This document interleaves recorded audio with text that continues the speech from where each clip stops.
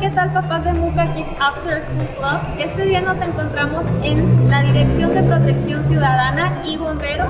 Me encuentro acompañada de... Mi nombre es Manuel Medina, soy instructor de la Dirección de Protección Ciudadana y Bomberos del Estado. Y estamos también con... Mayra Moreno, paramédico de la Dirección de Protección Ciudadana y Bomberos del Estado. Y además... con Keisara Díaz y soy instructor del área de capacitación de la Dirección de Protección Ciudadana y Bomberos del Estado de Nayarit. Cabe mencionar que Mayra Moreno fue el apoyo y el contacto para poder estar este día en Protección Ciudadana y Bomberos. Papás, espero que les guste esta segunda cápsula informativa sobre primeros auxilios. Muy bien, iniciamos contigo, Keisara. Claro que sí, vamos a ver qué suerte me toca. Muy bien.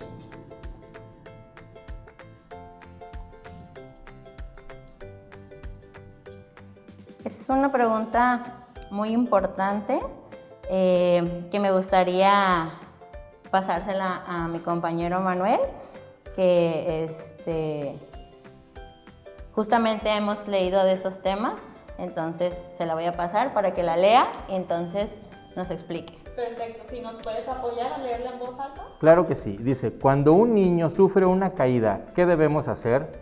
¿Es cierto que si les da sueño no los debemos dejar dormir?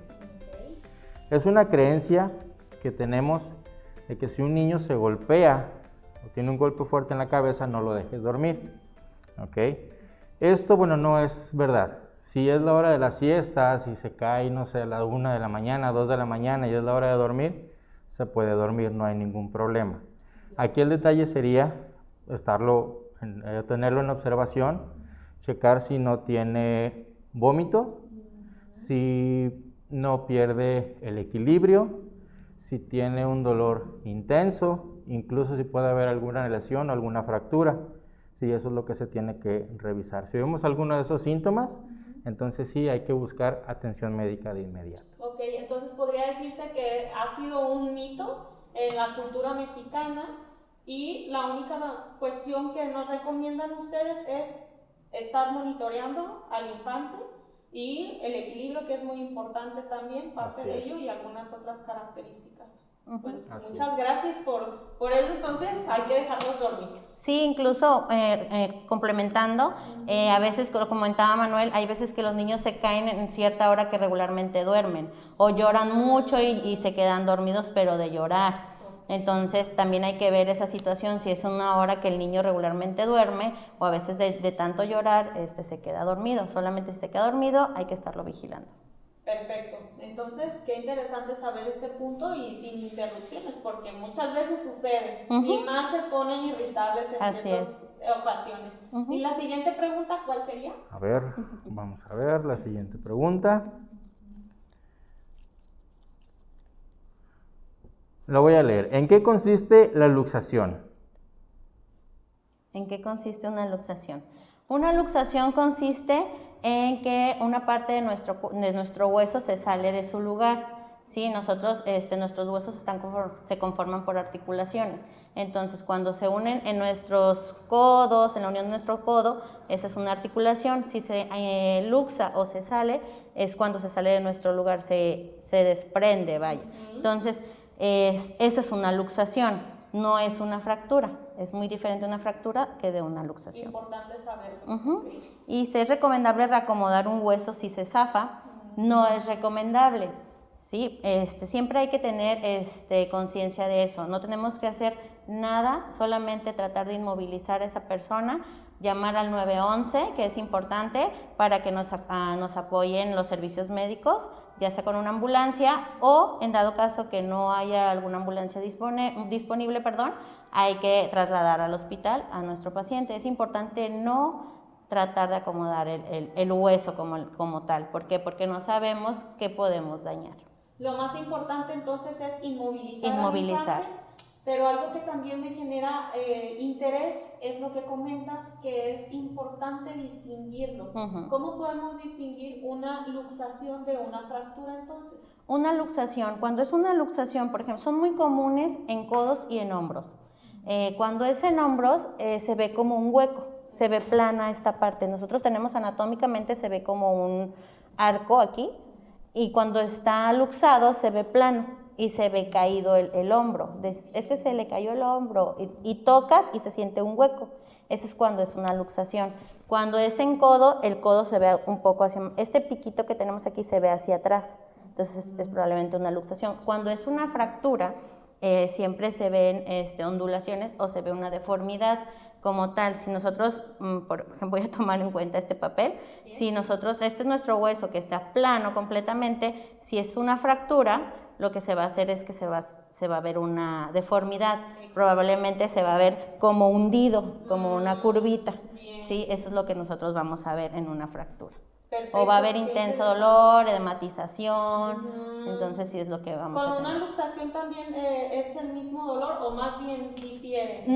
Sí son muy dolorosas ambas, Okay. sí son muy dolorosas ambas, pero la deformidad y al momento de tocar a esa persona sientes que tu huesito está incluso hasta como que cruje un poquito. Ok, excelente. La tercera pregunta, ¿cuál sería? A ver, vamos a ver. Tercera pregunta. ¿Qué hacer en caso de sufrir una quemadura?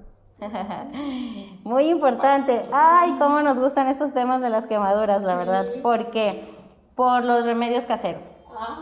Qué bueno que se le incluyeron esta pregunta, porque los remedios caseros nos provocan solamente infecciones. Solamente, y aparte nos provocan más dolor a nuestro pacientito, en este caso que son niños. Solamente hay que utilizar agua. Bien. Solamente agua, no podemos poner ningún otro tipo de sustancia a nuestra piel o al área quemada. Aquí también tiene un espacio donde dice, cuando la prenda se pega por una quemadura, ¿se puede retirar? Claro que no. Eso no lo podemos hacer. ¿Por qué? Porque vamos a dañar más la piel, incluso nos podemos traer el pedazo de la piel de nuestro paciente. Entonces no hay que poner remedios caseros, solamente agua, y no hay que reventar las ampollitas. Exactamente, justo a ese tema quería ir porque bueno, principalmente estás comentando que es con agua, pero ¿cuál es la manera de aplicar el agua? La manera de aplicar el agua es llegando al grifo o a la llave, abrirla, que empiece a correr el agua y hay que meter la parte dañada. Bien. ¿Qué es una quemadura? Es la deshidratación de la piel. Entonces, ¿qué tenemos que hacer? Disminuir el calor, quitar el calor de la piel para que no se empiece a quemar más. Perfecto. También cabe mencionar que hay diferentes tipos de quemaduras. Las hay desde menores hasta las más graves. Sí. Pero es el mismo procedimiento. Únicamente, sí, solo hay que perdón. Sí, únicamente en lo que llega a el auxilio correcto, adecuado. Lo que podemos hacer, lo que se sugiere es directamente al agua, no importa el tipo de quemadura. No importa el tipo de quemadura, aquí lo que importante es que se trata de quitar el calor, ¿sí? Y mantener hidratado. Se puede poner, si no tenemos una llave, si tenemos nada más en casa o andamos fuera, podemos utilizar un trapo lo más limpio que tengamos y ponerlo sobre la superficie de la quemadura y estarlo hidratando si no tenemos una llave directa, porque tenemos que dejarlo entre 10 y 15 minutos para poder bajar la temperatura. ¿Por qué? Porque tenemos quemaduras de primero, segundo y tercer grado. Si nosotros nos quemamos, digamos, con agua caliente, y si no retiramos de inmediato ese líquido o esa sustancia con la que nos quemamos, está quemando las capas de nuestra piel. Entonces, hay un punto muy importante donde dicen, es que si meto la mano al agua me salen ampollitas. Eso es mentira. Si a nosotros nos salen ampollas es porque ya nos quemó la primera y la segunda capa de nuestra piel. Entonces, si se nos quema la segunda y la primera capa de nuestra piel, brota esa ampolla, y si nosotros la rompemos, entonces esa quemadura se infecta y es cuando nos quedan marcas. Muchas veces dicen, no, pues no quiero traer esa ampollita, me la voy a reventar, entonces la revientan, queda marca y aparte no se regenera la piel como debe de ser. Entonces, yo siempre les digo, ¿qué necesitamos para hidratarnos? Agua. Entonces, la piel es sabia, nuestro cuerpo es sabio, cuando reacciona de una quemadura, ¿cómo se regenera la piel? Con agua. Entonces, esa ampollita sola se va a secar y va a regenerar nuestra piel. En conclusión, hagamos a un lado todos los remedios caseros y utilicemos agua simplemente. Solamente agua. Perfecto. Otro dato importante sobre las quemaduras que que yo te comento por las infecciones es que casualmente la mayoría de los pacientes no muere por las quemaduras, muere por infecciones o por un tratamiento mal dado, porque ponemos remedios caseros. Entonces, si tenemos un familiar, si tenemos algún paciente o conocemos a alguien que se quema en un gran porcentaje de su cuerpo, no hay que ponerle nada de remedios caseros, porque entonces sí tardamos en darle una atención, se infecta y esos pacientes llegan a morir. Claro, el riesgo. Por el porcentaje de infección. Muy bien. La siguiente pregunta, por favor. Muy bien. La siguiente pregunta dice, ¿cuándo y cómo se debe dar respiración de boca a boca? Muy bien, esa es una pregunta pues muy importante ahorita por lo que estamos viviendo, ¿sí? Ese es un dato también que no hay que dejar pasar. Claro. Ahorita por la pandemia, pues bueno, tenemos que estar protegidos, tenemos que estar protegidos, tenemos que protegernos, tenemos que cuidarnos. La respiración de boca a boca se da en el procedimiento de RCCP o reanimación cerebro cardiopulmonar, ¿sí? Ese era en el proceso anterior. Ahorita hay una nueva, la última actualización de RCCP nos dice que podemos hacer esta maniobra solamente con las manos. Ya no es necesaria la respiración de boca a boca, ¿ok? A eso le agregamos que por el momento no podemos tener contacto boca a boca, ¿sí? Cualquier fluido corporal es infectocontagioso, tenemos que protegernos nosotros y tenemos que proteger al paciente, ¿sí? Entonces la respiración de boca a boca solamente se da la respiración de boca a boca solamente se da en la maniobra de RCCP, ¿sí? Pero con la última actualización ya no es necesario. Ok, perfecto. Entonces, ¿esta actualización que mencionas ya es de tiempo atrás o surgió por lo de la pandemia? Ya es de tiempo atrás, ya tiene pues algunos años que salió esta actualización. Anteriormente se daba reanimación cardiopulmonar con insuflaciones, o que es la respiración de boca a boca. Era un proceso algo complicado. Si las insuflaciones no se hacían de manera correcta, ¿sí? El aire que tú proporcionabas al paciente, en lugar de irse a los pulmones, se podía ir al estómago si no lo hacías de manera correcta. Entonces tenías que tener bastante práctica para poder hacer estas respiraciones de boca a boca. Ok, entonces, ¿cuál es el término que mencionas de las manos? Solamente compresiones. Compresiones en el pecho. Okay. Así es. Y de nueva cuenta, cabe mencionar lo que de lo que hablaste anteriormente. Hay una capacitación, hay una preparación y pues no cualquier persona la puede dar, es importante saberlo. Así es. Dentro de nuestros cursos de capacitación tenemos un tema específico de reanimación cerebro-cardiopulmonar. Sí, tenemos prácticas, tenemos teorías y ahí nos ponemos a practicar todos dando reanimación con maniquís.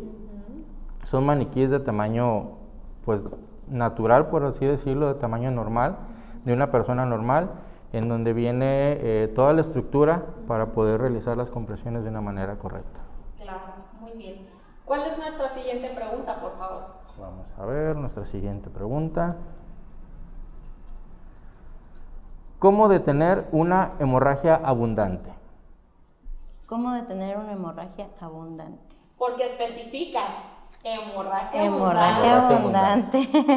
Entonces, antesito de hablar sobre cómo detenerla, yo creo que también es importante cómo reconocer que es una hemorragia abundante. Que es una hemorragia abundante. Ok, pues tenemos también los tipos de hemorragias que son arteriales, que son venosas o que son nada más capilares. Que son capilares cuando el niño se cae y nada más es un rasponcito. Que si son venosas, a veces nos cortamos y empieza el fluido, y cuando son arteriales, pues empieza a salir, pero a chorros, conforme al latido de tu corazón, empieza a aventar como el bombeo. Entonces, pues imagínate una hemorragia abundante, pues tendría que ser una hemorragia, pues a lo mejor arterial, o tendría que ser a lo mejor venosa, o tendría que ser alguna hemorragia en una herida. ¿Sí? Entonces, si es hemorragia de alguna herida, pues lo que tenemos que hacer es una compresión directa. ¿sí? Agarrar una gasa, agarrar igual un lienzo limpio si tenemos en casa, lo más limpio que tengamos, y hacer directamente presión en la herida donde nosotros veamos que está saliendo la sangre. ¿Sí? Hay que presionar y igual repitiendo, hay que hablar al 911, informar lo que está pasando y lo que estamos haciendo. El personal del 911 está capacitado para ayudarte a darte indicaciones. ¿Qué tienes que hacer antes, durante llega la unidad de emergencia para atenderte? Entonces, tú le puedes explicar, ¿sabes qué? Pues yo estoy haciendo esto, está bien, entonces la operadora te va a decir si está bien y te puede dar otro punto de ayuda. Entonces, es importante que confiemos en las personas del 911, en pedirles el auxilio, en no detenernos para que nos auxilien con ese punto. Claro que sí, porque como comentas, las personas capacitadas aquí son ustedes. Jamás hacer caso de que, oye, le hablas a otra persona que igual es de tus confianzas, que el vecino, la vecina. Sí. Entonces, paso número 1, identificar lo que está sucediendo. Así es. Comunicarte y también que te vayan orientando para saber qué es lo que puedes hacer. ¿Qué es lo que podemos hacer? Otra cosa que también estás hablando es, si no hay gasas, que es importante tener un botiquín en casa, utilizar una prenda limpia, más limpia, como ya lo comentaste, por esto mismo que está una herida, ¿verdad? Y así evitar, pues no sé, quizá una infección o otra cuestión. Sí. Entonces, ¿cuál es la siguiente pregunta, por favor? Quiero agregar un poquito acerca de este punto también. Además, o algo que nos puede ayudar también a contener una hemorragia, además de la presión directa, si es en una extremidad, en una mano o en un pie, también podemos hacer la elevación de la extremidad. Eso nos va a ayudar a disminuir la presión de la sangre y a disminuir, por lo tanto, la hemorragia. Ahora viene a mi mente también, igual como tu aportación, he observado en mis alumnos también cuando sucede lo de la hemorragia pero nasal. Es distinto. Yo he escuchado que se sugiere que levanten un poquito la cara. ¿Es correcto esto? No es correcto. ¿Por qué? Porque al momento de que nosotros estamos elevando nuestro mentón o haciendo nuestra cabeza hacia atrás, nuestra sangre no la empezamos a tragar. Entonces, ¿qué puede provocar? Que si sentimos o se va un coágulo, podemos tener una sensación de náusea. ¿Qué va a pasar? Vamos a querer vomitar, vamos a ejercer fuerza y vamos a seguir sangrando. Muy importante. Entonces, o también se puede ir uno de nuestros coágulos a los pulmones y podemos tener algún tipo más grave, un daño más grave. Entonces, tenemos que tener cuidado con eso. Podemos colocar trapitos húmedos en la parte de atrás o en la frente. Lo que vamos a hacer es inclinarnos un poco hacia adelante y vamos a tapar la narina que contraria a la que está sangrando. Vamos a comprimir y vamos a durar un tiempo de aproximadamente también de 10 minutos y vamos a respirar por la boca. Exacto. Nunca vamos a respirar por la nariz. Respirar por la boca. Por la boca. Muy importante.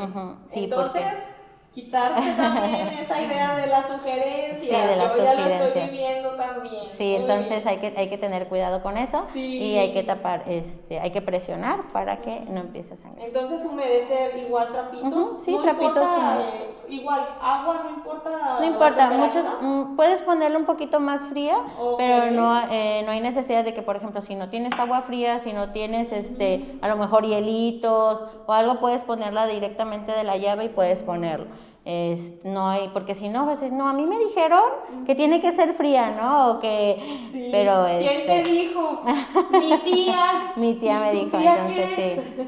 Okay. Entonces, si tenemos agua, hay que ponerle trapito húmedo en la frente y en la parte posterior y hay que guardar la calma. Yo sé que a lo mejor con niños es muy difícil, pero hay que aprender los niños son muy inteligentes, Claro. Y en lo personal, yo como capacitador o que hemos ido a escuelas y a empresas, trabajamos mucho mejor con niños que con adultos. Son más pacientes, son más interesados en el tema, más participativos. Sus preguntas, ¿verdad? Más participativos, entonces sí, que no nos dé miedo darle una indicación a nuestro hijo de qué hacer, porque ellos lo van a entender. y Sí. que nos vean sobre todo tranquilos a nosotros, porque a veces estamos todos nerviosos y lo que provocamos es una inseguridad a nuestro hijo. Si nosotros como familiar, como paramédico o como socorrista o como persona que da la primera atención, si nosotros no le damos la seguridad a nuestro paciente, nunca se va a dejar atender. Y lo mismo pasa con nuestros hijos. Si nosotros no le damos la seguridad de lo que estamos haciendo, nunca van a confiar en nosotros. Así es. Papás, para los papás que estuvieron en la primer cápsula de primeros auxilios, recordarán justo lo que estaban hablando en este momento nuestros compañeros que hicieron mención de eso. Los padres o el adulto siempre debe de estar orientando a los niños y hacerlos reconocer un caso de emergencia y no alertarse. Porque justamente si tú le das la confianza, ellos lo van a tratar o lo van a recibir de muy buena manera. Y también entender que de repente la sangre puede quizá darnos como mucha alerta, pero impactante. no siempre es así, es impactante, pero igual si sabemos qué hacer, reconocer qué hacer en casos de emergencia, sabremos trabajar. Así es. Gracias, Keisa. Vamos a ver nuestra siguiente pregunta. ¿Qué son las convulsiones febriles? ¿Qué son las convulsiones febriles? Bueno, Manuel. Vas otra vez, no. todavía. Manuel. Las convulsiones febriles, hay personas que sí las han pasado con sus hijos cuando sube la temperatura, ya que estén enfermos, les sube, no sé, más de 39 y empiezan a convulsionar. Entonces aquí lo importante es reconocerlas. Sí, a veces tenemos pacientes que no son convulsiones febriles y que el familiar pues se asusta porque nunca lo había pasado, llegas y preguntas y nos comenta que es la primera vez y les preguntamos sus antecedentes, y ellos nos informan que nunca habían convulsionado, pero de repente dicen, no, pues sabes que ayer le dio fiebre. Entonces a veces como ya no le vuelve a dar fiebre, ya no lo llevamos al doctor. Entonces resulta que está el niño jugando, pero sí tiene fiebre y de repente empieza a convulsionar. Entonces sí hay que tener vigilados a nuestros hijos y el primer día le da fiebre, por lo menos 72 horas a que no le vuelva a dar fiebre. Porque a veces los niños sí tienen fiebre, pero andan muy activos. No son niños, hay muchos niños que no se deprimen. Okay. Entonces hay niños que les da fiebre y se decaen, dejan de comer, entonces sí estás como que muy al pendiente, pero hay niños que no, hay niños que tienen la fiebre o que están enfermos y andan como churumbela, ¿no? Para un lado al otro. Entonces de repente el niño convulsiona, entonces dices, ¿por qué convulsionó? Entonces puede ser una convulsión febril. Entonces es más probable que un niño cuando tiene fiebre y no está descansando, es más probable que tenga una convulsión si está expuesto a actividad física. No, más bien solamente hay que estarle monitoreando su fiebre. Okay. Por ejemplo, si está muy activo, hay que monitorear su fiebre más consecutivamente que a un niño que tienes vigilado. Porque si el niño está a lo mejor jugando en la casa, nosotros estamos en la cocina, pero sí hay que tenerlo un poquito más en observación. Si le tomas la temperatura, ya viste, hay que, párate 5 minutos, hay que ponerte, si ya tiene medicamento, hay que darle su medicamento a las horas que son, porque a veces dicen, ay, por media hora que se pase no pasa nada. Sí pasa, entonces tenemos que ser constantes con los medicamentos. Nada más hay que tenerlo sí más vigilada su temperatura al niño que no tiene, que no se deprime. Claro, porque pudiera suceder, quizá en el caso de los padres, que los vean muy bien y puedan pensar que ya se recuperaron. Puede suceder, ¿no? Sí. Okay. Entonces, por eso te digo que cuando te da la fiebre un día, sí hay que tenerlos vigilados por lo menos 72 horas de que no les vuelva a dar fiebre. Okay. ¿Verdad? Y otro punto sobre convulsiones, que sean o no sean febriles, ¿cómo las debemos atender? Bien. Eso sí es muy importante porque nos ha tocado que nos dicen, pues métele la cuchara, métele el lápiz, métele cualquier cosa a la boca porque se va a cortar la lengua o se la va a tragar. Entonces esos también son mitos. Okay. No hay que meterles nada a la boca. No hay que estirarle los brazos, porque también ven que sus manos se contraen, se doblan, no hay que estirárselas porque entonces podemos provocar una luxación, podemos provocar una fractura, porque ellos provocan mucha fuerza. Entonces, lo único que tenemos que hacer es cuidar su cabeza que no se golpee, que no rebote en una superficie dura. Si está en el piso hay que poner una almohada, hay que poner una mochila, si estamos en la escuela, algo que no haga que se lastime. Si lo podemos poner de lado, hay que ponerlo de lado, ¿sale? Porque ellos salivan mucho. Entonces, cuando empiezan a salivar, luego la saliva, como no tienen control, no empiezan a pasarla. Entonces, es cuando empiezan a ver que avientan espuma. Entonces, la saliva se empieza a acumular, empiezan a arrojarla, entonces dice, es que está aventando espuma y ya la saliva tiene sangre, entonces, y nos asustamos más. Entonces, tenemos que tener cuidado con eso. Si lo ponemos de lado, va a empezar a salir su saliva. Okay. Sí, entonces eso lo que nos va a ayudar es que no crean que se está atragantando o se está ahogando. Sí, entonces, la lengua no se la van a arrancar, probablemente sí se la van a morder. Regularmente se la muerden por la parte de los lados o la punta, nunca se la van a morder a la mitad. Entonces, el músculo de la lengua es un músculo muy duro y muy fuerte. Entonces, si nosotros metemos una cuchara, un lápiz o algún utensilio, ¿qué va a pasar? Vamos a quebrar las piezas dentales. Entonces, si quebramos las piezas dentales, se las van a tragar. Entonces, en vez de una simple convulsión, va a ser un atragantamiento. Y si no sabemos actuar entre un atragantamiento, pues nuestro pacientito va a morir. Entonces, tenemos que tener mucho cuidado. Como una cosa te lleva a otra. Y a lo mejor por querer ayudar puede suceder algo más grave. Volvemos a lo mismo. Es importante quizá reconocer lo básico para saber cómo actuar. Entonces, en conclusión, podemos decir que una almohada en la cabeza o una mochila si están en la escuela, y también se sugiere ponerlos de lado. Es normal entonces que produzcan mucha saliva. Por esa posición. Así Bien, gracias. Sí. Vamos a ver, siguiente pregunta. Dice, ¿cómo un niño puede detectar un infarto? ¿Puede auxiliar de alguna manera? Nos estamos comentando Manuel y yo que es un punto un poco delicado porque regularmente no tenemos la cultura en nuestra casa o como familia de informarnos de estos temas. Entonces, ¿cómo podemos hacer a nuestros hijos que identifiquen? Pues es muy difícil. Porque aunque son muy inteligentes, son datos que no muy fácil los van a detectar. Entonces, principalmente sería que si ven a papá, si ven al hermano, si ven a mamá, que no despiertan, que por más que le hablan, por más que lo mueven, que no despierta, o si ven al hermanito que ha cambiado de color, que su color no es igual, entonces hay que hablar al 911. Hay que enseñarles siempre a hablar al 911. Si tenemos en casa teléfonos, hay que enseñarles qué números tienen que marcar. Si tenemos en el teléfono celular, hay que enseñarles qué número pueden marcar. Pueden correr a hablarle al vecino. Importante. A veces dices, no, pues es que el vecino me cae súper mal, ¿no?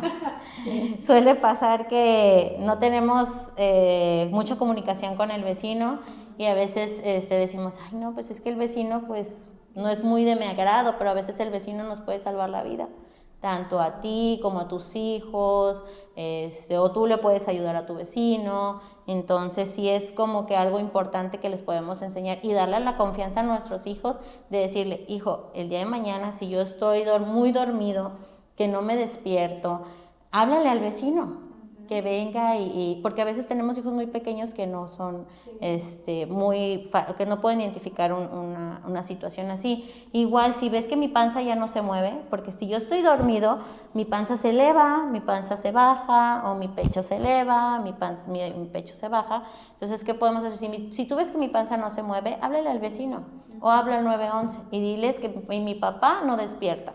Sí, esos son puntos que les podemos decir que se pudieran generar o que pudieran apoyarse en ello, porque sí es un poquito más difícil explicarle a un niño cuando no tienes alguna base o por ejemplo, algún maniquí o algún muñeco que le pudieras explicar qué hacer, pero sí es importante que les enseñemos a convivir, claro, siempre con las debidas precauciones, y nosotros sabemos con quién pueden platicar nuestros hijos y con quién no. También tenemos vecinos que a lo mejor tú dices, mi vecino no es tan confiable, mi vecino sí es confiable, entonces no voy a mandar a mi hijo con alguien que yo sé que no es confiable, tampoco lo voy a poner en riesgo.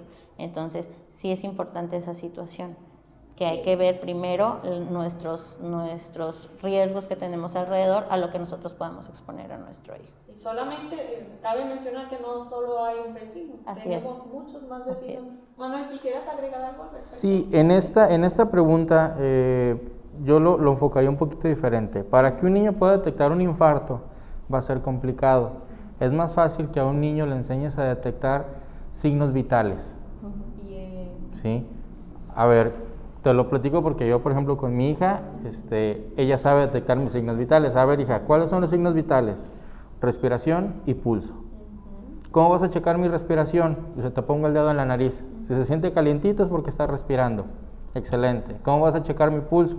Se pongo mi oído en tu pecho y voy a escuchar tu corazón. Excelente. Con esos dos signos vitales puedes apoyar muchísimo. Claro. ¿Sale? Ya sabes decirle a tu hijo o a tu hija, si no sientes calientito al poner tu dedo en mi nariz, si no escuchas que mi corazón está palpitando, enséñale a marcar 911, marca y pide ayuda. Qué interesante, porque esto da un giro, pero aún así da la noción al niño.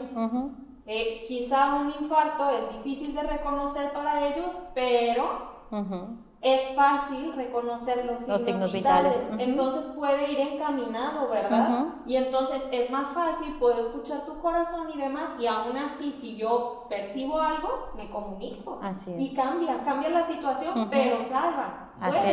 Puede salvar una vida, sí. Y lo que yo te comentaba era la observación de ver, porque a veces con el miedo también no somos capaces, no muchos niños tienen la capacidad de detectar escuchar, entonces también es más fácil ver que la pancita de papá o de mamá se mueva, o si mi hermano se está poniendo moradito o cambia de color, entonces es importante, o si yo veo que mi hermano más chiquito se metió algo a la boca, decirle a mamá, mi hermano está tosiendo, pero porque se metió una figurita, un juguete. Entonces hay que también tener mucho cuidado con eso. Si vemos que mi hermano está tosiendo, entonces, mamá, mi hermano está tosiendo, ¿qué estaban haciendo? No, pues estaban jugando con los juguetitos, esas piececitas, probablemente el hermanito se comió una pieza. Entonces también es importante que nuestros hijos también lo sepan. Wow, muchísimas gracias por esta respuesta tan completa. Entonces, vamos a ver, siguiente pregunta. ¿Cómo auxiliar a un niño cuando se descalabra?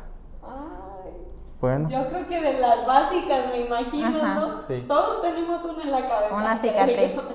Pues, como hace rato lo comentamos con lo de las hemorragias, igual si vemos en la cabeza una herida, o se descalabró, que ya fue una pedrada o que se golpeó con algo, igual vamos a poner con un lienzo, o vamos a lavar con agua y jabón, ponerle un lienzo lo más limpio o una gasa, y ponerle una venda. Y si vemos que está muy profundo, probablemente ocupa que le pongan algunos puntos. Si nosotros vemos raro a nuestro hijo, o que empiece a vomitar, o que esté distraído, que tú le hables y que actúe que no es normal su modo de ser, entonces sí tenemos que estar alertas, porque entonces puede haber algún daño en su cabeza. O como comentaste, el equilibrio también. El equilibrio. Que se sienta mareado, que pierda el equilibrio, que pierda las fuerzas a lo mejor en las piernas o en los brazos. Todo eso es síntoma de que hay un problema con algún golpe. ¿El tono de la piel? Sí, puede ser también. Ok, muy bien. Mencionaste jabón. ¿Qué tipo de jabón? Puedes utilizar el jabón común, que es neutro, jabón neutro, puede ser agua tibia o agua normal. Lavas, puedes tallar, si es un poquito la herida, puedes tallar de adentro hacia afuera, hay que tallar siempre de adentro hacia afuera, no de afuera hacia adentro. ¿Por qué? Porque todas las bacterias que tenemos afuera las estamos metiendo. Entonces, el chiste es de limpiar, no de ensuciar, aunque estemos limpiando con jabón. Se escuchará como que, pues, si estás limpiando con jabón, ¿cómo vas a ensuciar? Entonces, vamos a limpiar siempre adentro de la heridita hacia afuera. Vamos de un circulito, vamos a limpiar hacia afuera. Entonces, pues cuidar también esos detalles, ¿verdad? No hacerlo desde el exterior, sino al revés. Bien. ¿Qué hacer en caso de envenenamiento o intoxicación? Ese es un punto muy común en casa, ¿sí?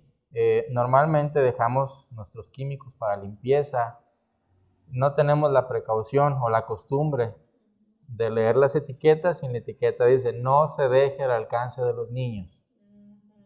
Normalmente, ¿dónde ponemos todos los artículos de limpieza? Debajo del fregadero. Sí, es cierto. ¿Sí? Porque es la parte más fácil, es donde más se necesitan y ahí los dejamos.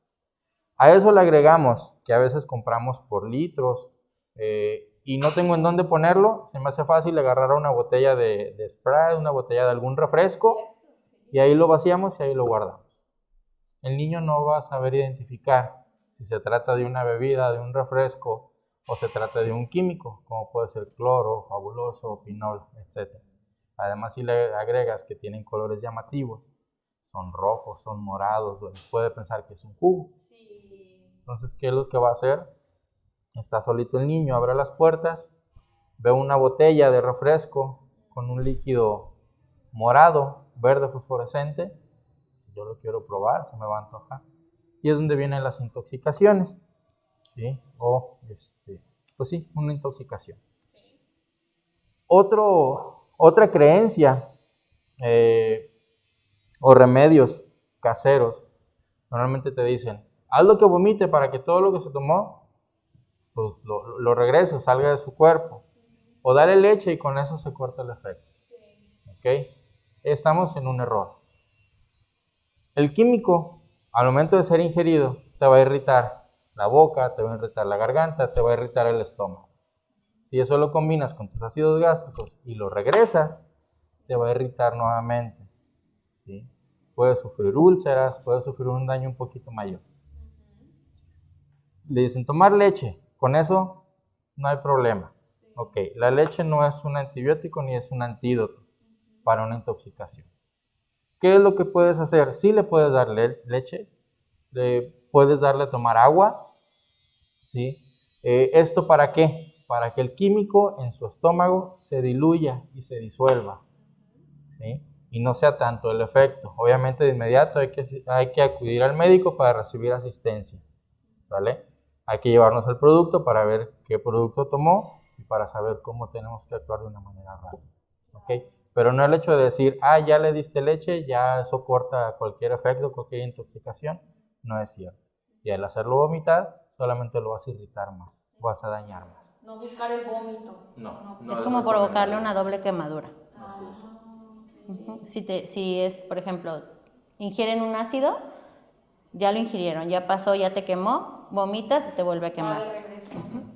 Sí, es cierto, tiene sentido. Y bueno, sobre todo erradicar esta cultura, porque sí sucede mucho, la cuestión también de las 3 R's de reutilizar, reciclar y demás, pero también con responsabilidad. Hay que educar a nuestros hijos, a nuestra familia, porque además tienen unos aromas, por ejemplo el fabuloso, el pinol, que te deleitan.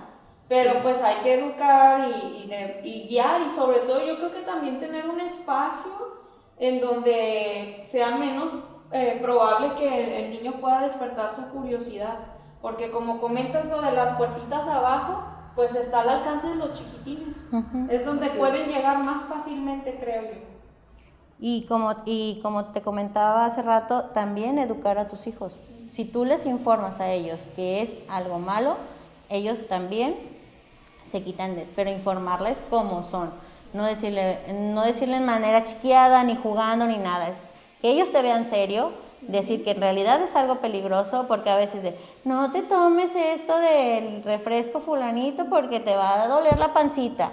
No, es decirle que es algo peligroso y que te puede causar daño, pero que te vea serio. Porque a veces nos ven con el refresco en mano y, pues mi papá se lo estaba tomando. Entonces lo relacionan. Entonces, no, este no es un refresco, este no es un jugo, ¿sale? Igual lo podemos pintar, ¿sí? Hay figuras de monstruitos o etiquetas que les puedes poner y el niño lo ve y lo relaciona con algo peligroso. Entonces, si no tenemos a lo mejor en un espacio que lo puedas elevado o algo, puedes ponerle algo que le dé terror al niño. Sí, muy bien. Gran sugerencia. Gracias. Vamos a ver, siguiente pregunta. ¿Qué hacer y qué no hacer en un atragantamiento? Muy bien. El atragantamiento, primero vamos a ver qué es un atragantamiento. Okay, el atragantamiento es la obstrucción de tu vía aérea por un objeto sólido.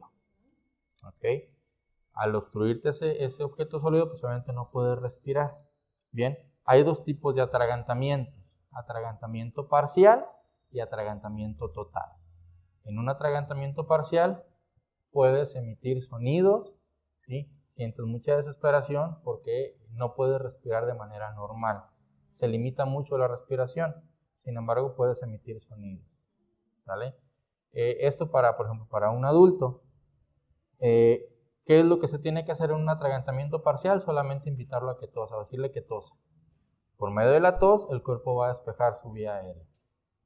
¿Okay? Igual en un niño, lo puedes hacer así también, ¿vale? En un bebé, pues va a ser complicado. En un bebé vamos a utilizar la misma maniobra para un atragantamiento total o parcial.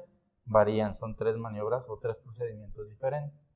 En un atragantamiento parcial, ¿qué no debemos de hacer en un adulto? ¿Sí? Se está atragantando y lo primero es pegarle en la espalda. ¿Sí? Pégale en la espalda. ¿Eso qué puede provocar? Al momento de darle golpes en la espalda, puedes provocar que el objeto baje más y de un atragantamiento parcial se convierte en un atragantamiento total.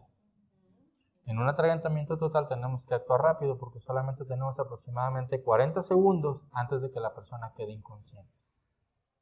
¿Okay? Entonces tenemos que actuar rápido. Cuando es un atragantamiento total, hacemos la maniobra de Heimlich, ¿sí? Que es la compresión del abdomen, por así decirlo, ¿sí? Con nuestras manos, haciendo un movimiento de J, tratando de presionar los pulmones por la parte de abajo para que expulsen el objeto que está obstruyendo tu vía aérea. Eso puede aplicar para niños que ya están de pie, como de 1 año, hasta personas adultas. ¿Okay? Y para los bebés, es una maniobra diferente. Tienes que tomar el bebé en tus manos, la cabecita, por ejemplo, en tu mano, volteado boca abajo, ¿sí? Pones la cabeza más inclinada respecto al cuerpo y le puedes dar 5 golpes en la espalda, ¿vale? Sujetas la cabecita, lo volteas, le das 5 compresiones en el pecho, con estos 2 dedos das 5 compresiones nuevamente, revisas su boquita, su vía aérea, si arroja el objeto, haces un barrido de gancho y lo retiras. Si no se ha expulsado el objeto, repites el procedimiento, volteas al bebé, ¿vale? Das 5 golpes en la espalda con el talón de la mano, 5 golpes en la espalda, sujetas, giras, 5 compresiones en el pecho, revisas la boquita y retiras el objeto. ¿Mencionas barrido de gancho? Así es. El barrido de gancho no es otra cosa más que meter tu dedo en la boca en forma de gancho para tratar de sujetar el objeto que está obstruyendo la vía aérea y poderlo retirar. Excelente, muy bien. Sí, justamente no sé si va a aparecer ahí la pregunta o tú la vas a hacer. O yo la voy a hacer, si no aparece la voy a hacer porque era la confusión de saber si se aplicaba lo mismo, la misma maniobra con niños, en este caso también bebés, y ahora ya sabemos que no, es distinto, son distintas maniobras. Claro que sí. Muy bien. Claro Sobre el barrido de gancho, puedes utilizar el dedo índice o puedes utilizar el dedo meñique. Okay. Regularmente si utilizas el dedo meñique te estorban menos los dedos que si utilizas este. Si utilizas este, probablemente tus dedos te impidan un poquito más penetrar a la boca de la persona o del bebé que si metes este. Y tenemos un poquito más de movimiento con este. Bien. Entonces, para que nada más sea como un tip. Muchas gracias. No sé si tenemos por ahí unas Quedan preguntitas. Quedan dos. 2 preguntas más, veamos. Vamos a ver. ¿Por qué es importante hacer simulacros con nuestros hijos? Este también es muy importante. ¿Por qué? Porque al momento de una emergencia no sabemos qué pueda suceder aquí, si pueda suceder un temblor, un huracán, un incendio, un enfrentamiento armado, 1000 cosas pueden suceder, ¿ok? Entonces tenemos que saber, tenemos que tener la confianza en nosotros y la seguridad de que nuestros hijos van a saber qué hacer en esa situación. Tienes que hacer simulacros, hacer tus escenarios, crear tus escenarios. A ver, hijos, familia, el día de hoy vamos a hacer un simulacro de un sismo. ¿Ok? A las 3:50 de la tarde va a empezar a temblar. Todos nos vamos a reunir en tal lado. Ese va a ser nuestro punto de reunión para sismo. Nos vamos a ir a ese lugar. ¿Ok? O vamos a hacer un repliegue mientras esté el sismo. Ya que pasa el sismo, vamos a salir a nuestro punto de reunión. Aquí el punto es que ellos sepan qué es lo que tienen que hacer. Sepan cómo reaccionar. Y no solamente ellos, toda la familia tiene que saber cómo reaccionar. ¿Sí? Tienes que hacer tu plan familiar de protección civil. Eso también lo promovemos mucho nosotros. Nuestro plan familiar de protección civil es donde sepas dónde están los riesgos dentro de tu casa. Muchas veces no conocemos dónde están los riesgos dentro de nuestra casa. ¿Sí? Tenemos que revisar constantemente instalaciones eléctricas, instalaciones de gas, dónde están los aljibes y las tapas del aljibe, del drenaje están en buen estado, ¿sí? Para evitar algún tipo de accidentes. Hacer simulacros, como lo comenta la pregunta, sí es muy, muy, muy importante. Muchas gracias. Incluso si estamos fuera de casa, nos sirve, porque a veces estamos en el supermercado, escuchamos una alarma en caso de algún sismo o de un incendio, ¿qué podemos hacer? Entonces, sí es importante que tengan esa cultura y de saber identificar cuando está sonando una alarma fuera de casa, que si se está haciendo un simulacro o si es una situación real. Bien, sí, también eso que comentas, ¿cuándo es una real y una de simulacro? Bien, gracias. Sí, fíjate, esa parte es importante. Yo estaba una vez con mi hija en una tienda de autoservicio y no sé por qué razón empezó a sonar una alarma. Y mi hija voltea y me dice, ¿papá, es un simulacro? Le digo, no, hija, no sé qué sea. No sé qué esté pasando.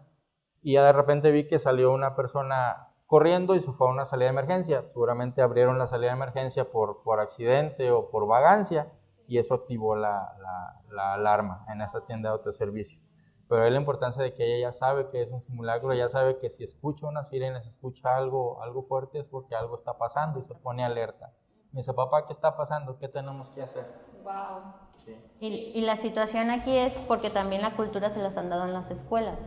En las escuelas tienen la cultura de enseñarlos desde pequeños. Por ejemplo, Manuel y yo tuvimos a nuestros hijos en el mismo CENDI, que estuvieron desde bebés hasta preescolar, salieron ya directo a primaria, y desde bebés, desde 1 año que entran, les dan los simulacros. Entonces ellos ya están familiarizados, desde que escuchan una alarma ya saben que se tienen que replegar, que se tienen que hacer. Entonces es importante que si en nuestras escuelas no nos lo dan, pues por lo menos que nos dé la importancia de enseñárselo a nuestros hijos. Súper importante, nunca hay que pasar por alto de que alguien más se los puede enseñar, si podemos hacerlo nosotros también. Así es. Adelante. Y cerramos con la última pregunta. Bien, vamos con nuestra última pregunta. Y nos dice, ¿qué tipo de accidentes son los más comunes? ¿Se pueden evitar? Los accidentes más comunes, pues, por lo regular son en casa. Quemaduras, heridas, atragantamientos. ¿Qué otro puede ser? Asfixias, ahogamiento en cubetas de agua. Entonces, son los accidentes más comunes que pasan. Caídas del sillón, son los más comunes, caídas, quemaduras, electrocutarse, esas también son cosas que sí pasan y muchas comentamos nosotros en los cursos que lo dicen, no, pues es que ustedes no tienen nada que preocuparse con sus hijos porque ustedes han de tener su casa en regla, todo protegido y a ustedes no les pasa. Claro que nos pasa. Y nos ha pasado, yo creo que a más gente, ¿no? Okay. Entonces,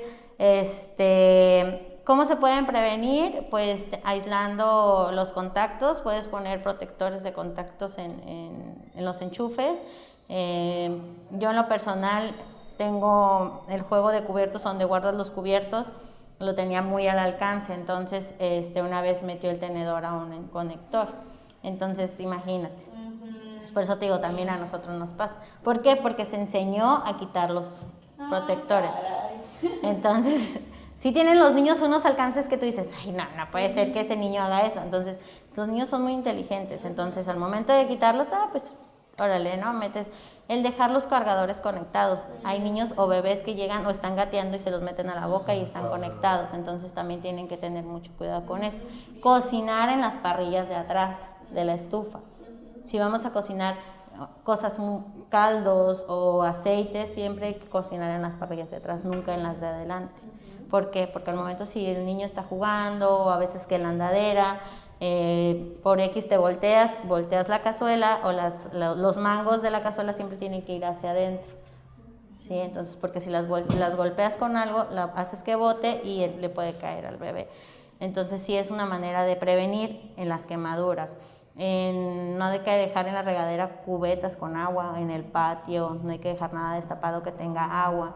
Nos ha pasado situaciones que ha habido niños, bebés de 1 año que se agachan a jugar con agua, quedan boca abajo en la cubeta, entonces por mínima que sea el agua, los niños pues se ahogan. Entonces, por una situación que nos distraemos, ahorita las redes sociales nos comen muchísimo.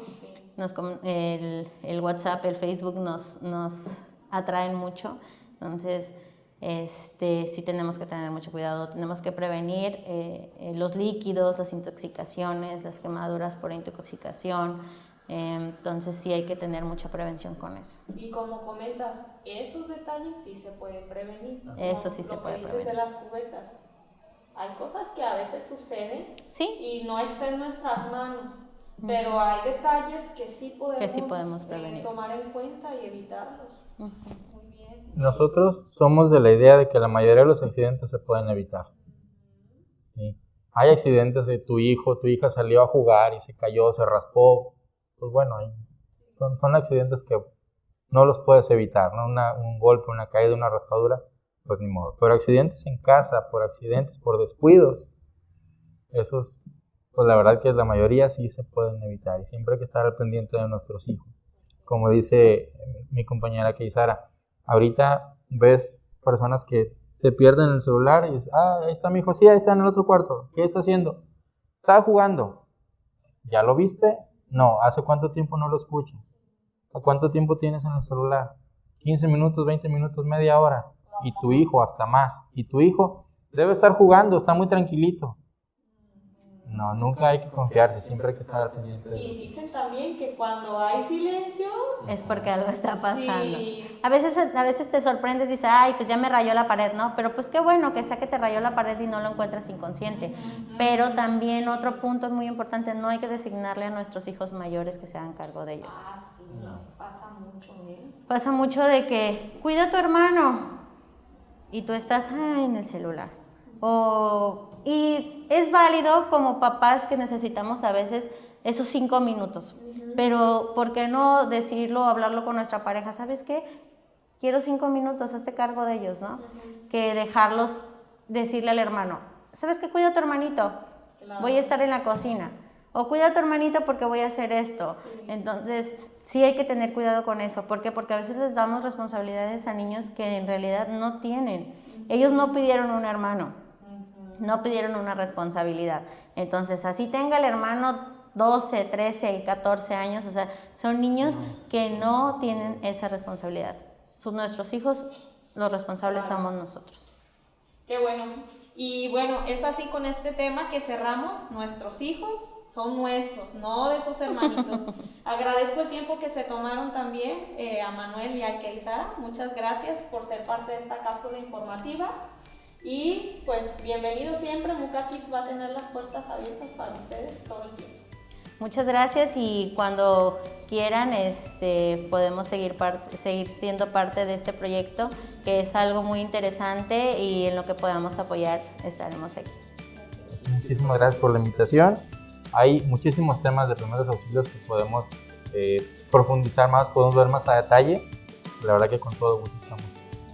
Y de protección civil y de incendios también, entonces hay mucha tela de donde cortar que te puede servir. Muchas gracias. Papás, gracias por acompañarnos a esta, su cápsula informativa. Hasta luego.